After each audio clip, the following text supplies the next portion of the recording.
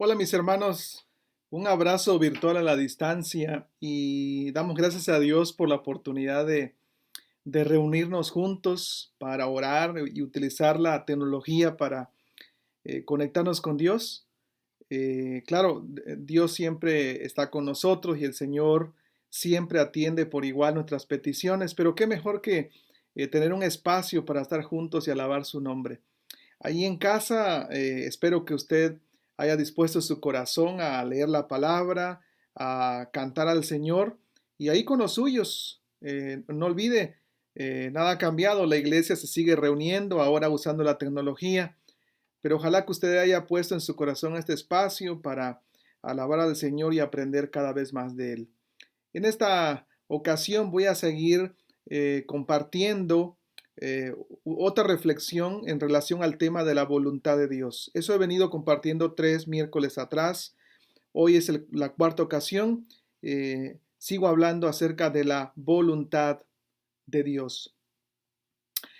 Hace muchos años, un tremendo predicador que ya está en la presencia del Señor, Adrian Rogers, hace muchos años él dijo que hay 4 mitos acerca de la voluntad de Dios que deben de ser destruidos. Estos mitos no deben de existir en tu vida o en mi vida, no deben de aparecer, porque esto entorpece nuestro caminar en la voluntad de Dios. Y él dijo, el mito número 1 que debe de ser eliminado de nuestra vida es este. Es esta creencia de que Dios te va a dar un mapa, una hoja de ruta para tu vida. Y en ese mapa, Dios te va a decir exactamente cómo quiere Él que tú camines en su voluntad, te va a dar todos los detalles. Es una especie como de un libro de indicaciones. La verdad es que no es así. La voluntad de Dios no es una hoja de ruta, no es un mapa. La voluntad de Dios tiene que ver con tener una relación con Él. Y en la medida que te conectas con Dios, que profundices en tu relación con Él, Dios te va a ir guiando en ese proceso paso a paso. Es más que un mapa. La voluntad de Dios es una relación. Un segundo mito que dice Adrian Rogers debemos de eliminar de nuestra vida es esto. Ver a la voluntad de Dios como una especie de aniquilación celestial, dice él. ¿A qué se refiere? Bueno, Adrian Rogers dice, bueno, es que muchos cristianos tienen la idea de que Dios es malo, que Dios juega con nosotros. Eh, y entonces usted y yo, sabiendo que Dios es malo, usted y yo nos ponemos temerosos porque si nos equivocamos y no captamos su voluntad, entonces Dios nos reprende. Y si captamos su voluntad pero no la cumplimos como Él quiere, entonces nos castiga. E inclusive Dios está en el cielo disfrutando de nuestros errores y se ríe de nosotros. Adrian Rogers dice, bueno, imagínate que tu hijo adolescente se acerca y te dice, papá, estoy convencido de que eres una persona buena, piadosa, quieres lo mejor para mí. ¿Sabes una cosa? He decidido que lo que tú quieras, yo lo voy a hacer. Lo voy a hacer. Y entonces el padre, en respuesta a esta disposición de su hijo para hacer la voluntad, el papá diría, pues vamos a ver cómo puedo hacer que tu vida sea miserable. ¿Quieres hacer mi voluntad? Pues ahora te voy a probar que no puedes. Voy a jugar contigo. Por supuesto que Dios no es así. Dios no es así. No tengas miedo a hacer la voluntad de Dios. Dios quiere lo mejor para ti y Dios está ahí para guiarte, para ayudarte, para que camines en su voluntad. Adrian Rogers dice que hay un tercer mito que todo creyente debe eliminar de su vida cuando se trata de la voluntad de Dios, y es esto. Es esta creencia de que Dios solo le habla a cierto tipo de personas. Es que Dios le habla solamente a los misioneros, a los pastores, a los líderes, pero Dios ya no habla con las personas comunes. La verdad es que no es cierto. La voluntad de Dios es para todos y Dios tiene un plan particular para cada uno de nosotros. Es verdad. Dios tiene planes distintos dependiendo de lo que Dios te ha llamado como propósito para hacer en la vida. Pero Dios tiene una voluntad para todos y está abierta esa voluntad revelada para todos. No importa a qué te dediques ni la edad que tengas, ni los años que tengas en la vida cristiana. Dios nos ama a todos por igual y en su gracia en Cristo somos uno y por lo tanto su voluntad está al alcance de todos. Adrian Rogers dice que entonces hay un cuarto mito que debe de ser eliminado de nuestro vocabulario en cuanto a la voluntad de Dios, y es esto. Esa idea es esa idea de que Dios esconde su voluntad. Sí, es como jugar al gato y al ratón. Dios esconde su voluntad. Dios muestra en algún sentido su voluntad, pero al final resulta que en un sentido es como un Dios perverso que solo muestra lo que Él quiere y prueba a ver qué tan inteligente eres, qué tanta capacidad de discernimiento tienes para ver si aciertas en cuanto a encontrar esa voluntad que Él te está dando. Escuche, Dios no juega a las escondidillas. Dios no esconde su voluntad. Dios, de hecho, en la Biblia, una y otra ocasión revela lo que Él quiere para nuestra vida. De hecho, en el verdadero sentido de la palabra, tú no encuentras la voluntad de Dios. Es la voluntad de Dios que te encuentra a ti. ¿Por qué? Porque lo he dicho en varias ocasiones y en los últimos 3 miércoles lo he repetido. Dios no esconde su voluntad, Dios la revela de muchas formas. Su palabra, en sueños, usando personas, a través de las circunstancias, el Espíritu Santo te da a conocer qué es lo que quiere Dios. Tu responsabilidad, mi responsabilidad, no es encontrar la voluntad de Dios, sino percibirla para unirnos a ella. Es Dios quien la revela. A ti y a mí nos toca unirnos y obedecerla. Dios es tan bueno, Dios es tan maravilloso que no solo nos da a conocer su voluntad, sino que hasta nos anima para que caminemos en ella. ¿Recuerdas el miércoles pasado? Compartí el caso de David con Salomón. Anímate, esfuérzate, hazlo, confía en Dios. Dios revela su voluntad y dice, únete, mira, con convicción, con determinación, con confianza, hazlo. En este día, en esta ocasión, déjeme mencionar un segundo ejemplo de cómo Dios, sabiendo que el Señor revela su voluntad, vuelve a decirnos algo parecido a lo que Dios le dijo a Salomón a través de David. En este caso, es el ejemplo del apóstol Pablo. Y es Dios a través de Pablo diciéndome a mí y a ti algo sobre la voluntad de Dios. Es el texto que todos conocemos. Me refiero a Romanos capítulo 12. Los primeros 2 versos. Así que, hermanos, os ruego por las misericordias de Dios, que presentéis vuestros cuerpos en sacrificio vivo, santo, agradable a Dios, que es vuestro culto racional. No os conforméis a este siglo, sino transformaos por medio de la renovación de vuestro entendimiento, para que comprobéis cuál sea la buena voluntad de Dios, agradable y perfecta. Déjame decirte que aquí en Romanos capítulo 12, versos 1 y 2, pero especialmente en el verso 1, hay una serie de principios útiles, muy útiles, que Dios nos da para que no quede excusa en cuanto a hacer la voluntad de Dios. Principios que nos deben de ayudar a unirnos a la voluntad que Dios tiene para nuestra vida. Sí, escuche, ¿sabe qué principios son? Déjeme compartir solo 2 de ellos. El primero es este.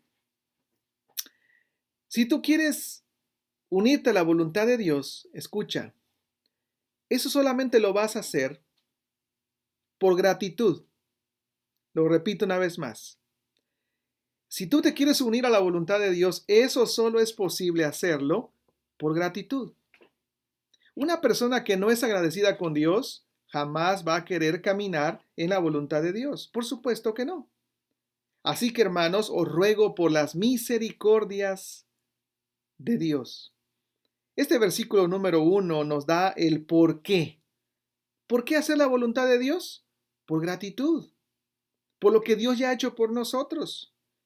El apóstol Pablo abre este capítulo con esta palabra, por lo tanto, por lo tanto, por lo tanto. Ese por lo tanto nos invita a echar un vistazo en retrospectiva hacia los capítulos anteriores. Y si usted lee Romanos, los primeros 11 capítulos, se va a dar cuenta que hay por lo menos 4 por lo tanto. Déjeme mencionar el primero. Romanos capítulo 3:20 dice, este es el por lo tanto de la condenación. Por lo tanto, nadie será declarado justo a su vista al observar la ley. Más bien, A través de la ley nos volvemos conscientes del pecado. Ese por lo tanto dice que usted y yo somos pecadores y por lo tanto condenados. Romanos capítulo 5 verso 1 es el otro por lo tanto, es el por lo tanto de la justificación. Por lo tanto, por eso, como hemos sido justificados por la fe, tenemos paz con Dios por medio de nuestro Señor Jesucristo. Es el por lo tanto de la justificación. Soy pecador, estoy condenado, pero el único que me puede dar justificación delante de Dios es Cristo Jesús. Escucha el tercer por lo tanto. Romanos 8:1. Ese por lo tanto de la seguridad eterna. Por lo tanto, ahora no hay ninguna condenación para los que están en Cristo Jesús. Y claro, este cuarto, por lo tanto, es Romanos 12:1. Es el por lo tanto de la rendición. Es el por lo tanto de hacer la voluntad de Dios por pura gratitud. Usted y yo somos culpables porque somos pecadores y merecemos morir. Pero hemos sido declarados justos por medio de la muerte que Cristo Jesús ofreció en la cruz, y por medio de la fe ahora somos salvos y no vamos a enfrentar la condenación eterna. Por lo tanto, deberíamos estar profundamente agradecidos con Él. De hecho, la palabra misericordias, la Reina Valera lo traduce de manera correcta, es plural, plural, misericordias. ¿Por qué? Porque Dios no ha mostrado misericordia una vez en nuestra vida, o dos, o tres. No, sus misericordias son nuevas cada mañana. Todos los días, grande es su fidelidad. Las misericordias de Dios han abundado desde aún antes de que naciéramos y hasta que nos vayamos de este mundo. Sus misericordias van a estar todos los días sobre nuestra vida. Piense de tantas misericordias que Dios ha tenido con nosotros.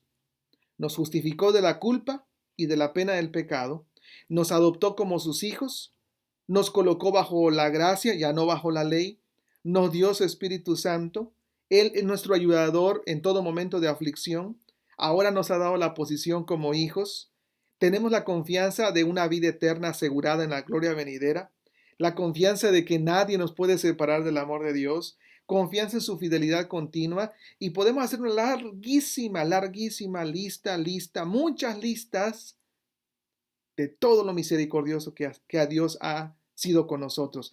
Por eso Pablo comienza diciendo en este capítulo: hermanos, los insto, les exhorto. La motivación para hacer la voluntad de Dios es por pura gratitud a lo que Dios ya ha hecho por nosotros. ¿Se ha dado cuenta que el apóstol Pablo en ninguna manera nos da una orden para que obligadamente hagamos la voluntad de Dios? No, él no hace ni dice eso. Déjeme decirle que el apóstol Pablo, después del Señor Jesucristo, el personaje más conocido del Nuevo Testamento, fundador de muchas iglesias, predicador a los gentiles, a quien Dios usó en sobremanera, escritor de 13 cartas del Nuevo Testamento, con toda la autoridad espiritual que él tenía, él pudo haber dicho: tienes que caminar en la voluntad de Dios. Y él podía haber echado en cara nuestra culpa, y no lo hizo. Él está hablando de gratitud.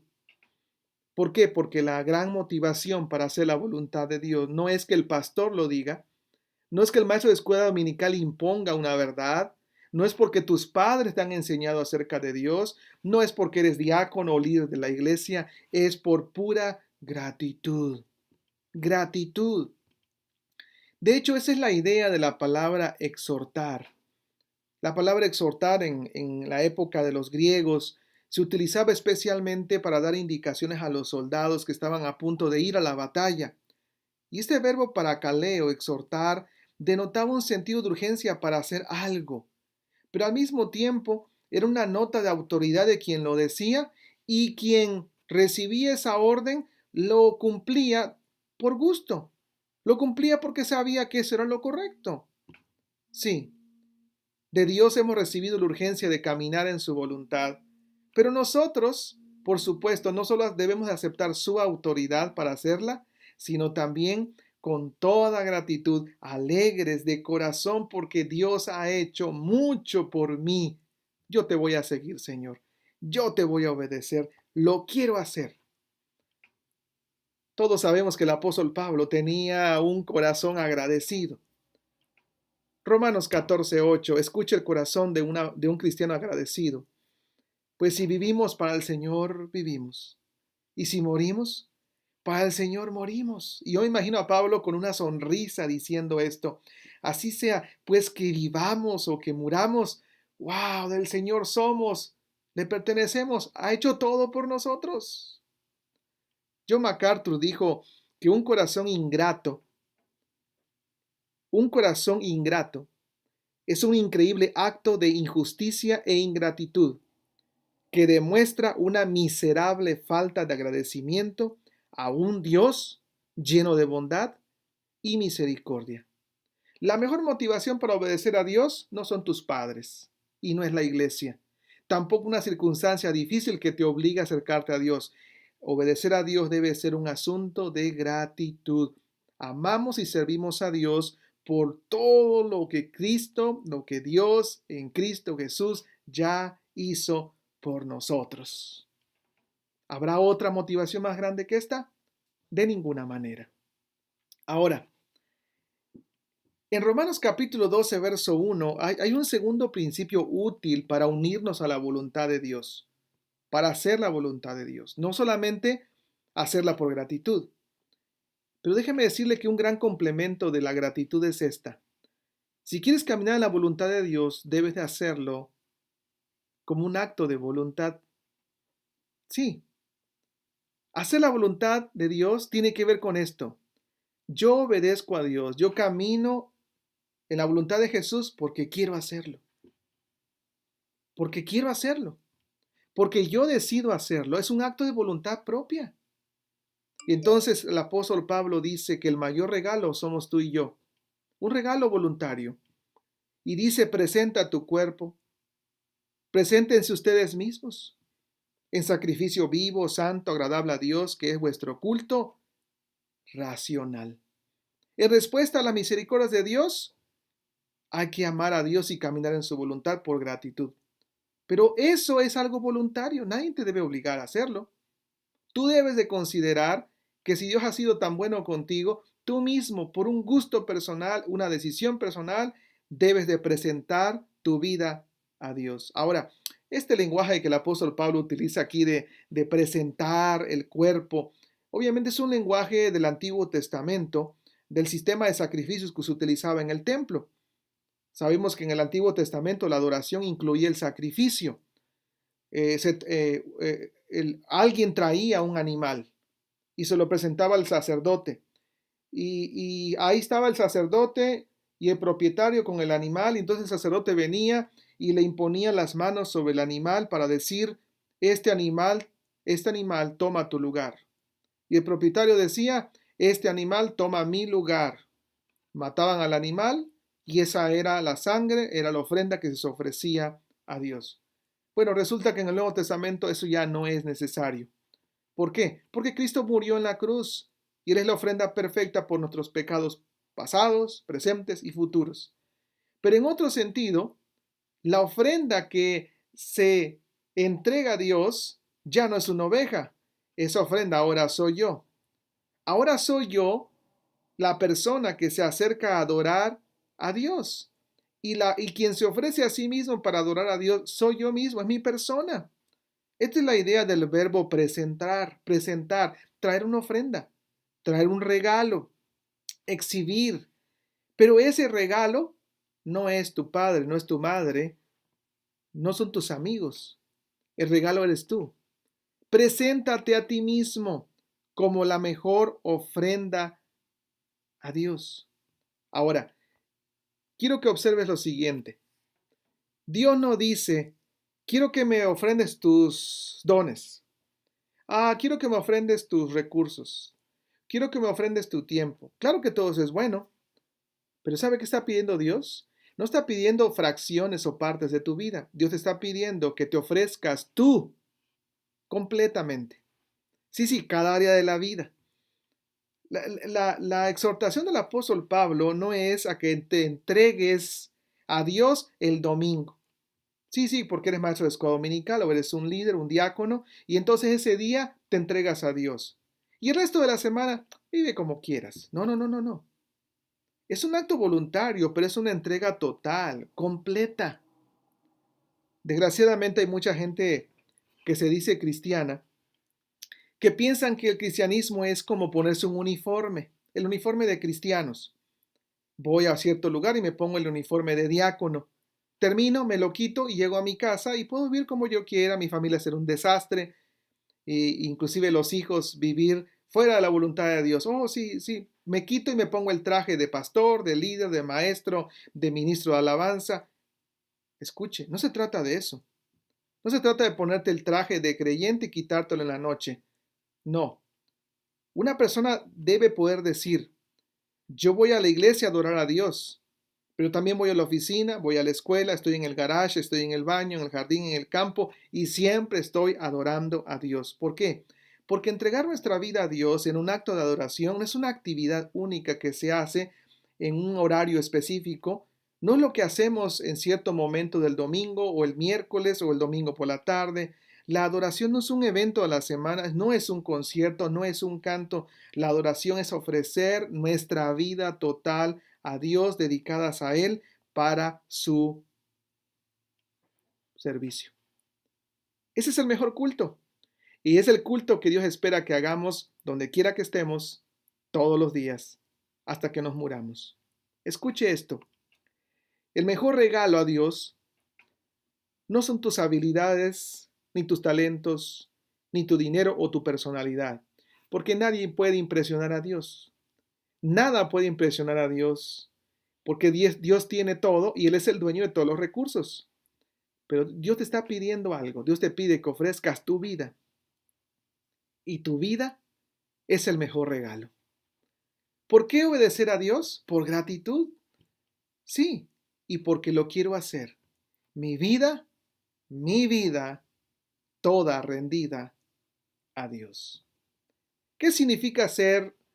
¿Qué significa ofrecernos en sacrificio total? Preguntó una mujer a su pastor. Y entonces el pastor a continuación sacó una hoja en blanco y se la mostró. Y le dijo, ¿sabes qué significa ofrecer tu vida en sacrificio total? Mira esta hoja en blanco. Es como firmar tu nombre, poner tu nombre al pie de la página de esta hoja en blanco. Fírmala y deja que Dios la complete y haga con ella lo que Él quiera. Es así. ¿Quieres caminar en la voluntad de Dios? Simplemente dile a Dios lo que tú quieras hacer. Aquí estoy. Y lo voy a hacer. Y voy a dejar que tú lo hagas. Porque te amo. Gracias, Señor, por todo lo que has hecho en mi vida. ¿Sabe cuál es la expectativa de Dios? Toda mi vida para su gloria. En gratitud, dejemos que Dios obre en nuestra vida. Y por puro gusto, porque queremos hacerlo, entreguémosle nuestra vida a Dios, el mejor regalo. En el nombre de Jesús, hágalo. ¿Y sabe qué? Su vida va a ser renovada y vas a encontrar que la voluntad de Dios es buena, es agradable y es perfecta. En el nombre de Jesús. Amén.